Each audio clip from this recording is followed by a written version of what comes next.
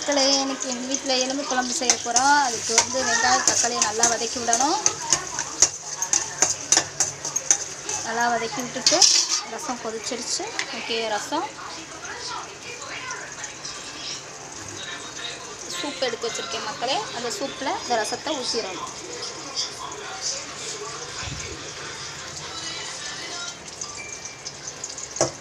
கொட்டிடுச்சு. Okay, பரவாயில்ல, கொஞ்சம் கொட்டிடுச்சு. ரசம் ready ஆயிடுச்சு. நல்லா வதக்கி விடணும். பொன்னிறமாக வதக்கணும்.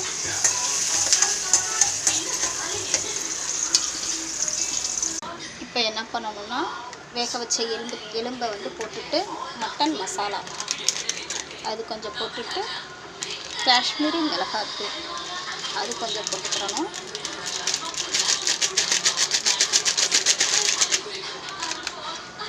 அது கொஞ்சம் போட்டுட்டு நல்லா கிண்டி விடணும்.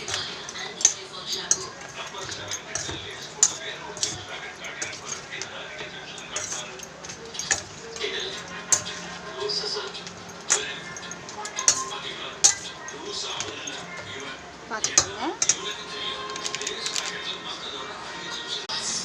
இப்போ எடுத்து வச்ச மட்டன் தண்ணி அது கொஞ்சம் ஊற்றிட்டு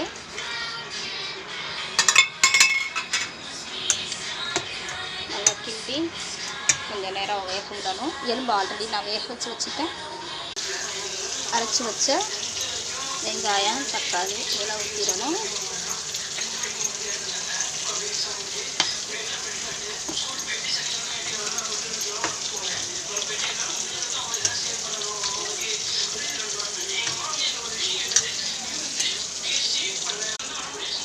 வெங்காயம் அரைச்சி ஊற்றிட்டு நல்லா கிண்டி விட்டுறணும்.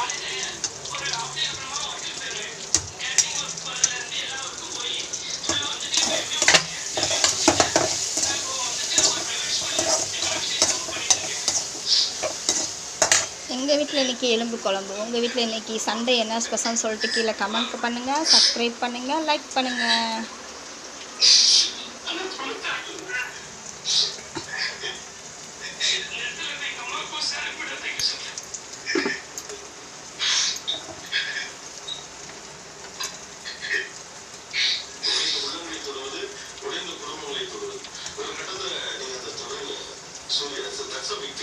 அகரத்துக்கு சப்போர்ட் பண்ணக்கூடிய எம்ஜிஆர் ஜானகி கல்லூரியிலிருந்து லதா ராஜேந்திரன்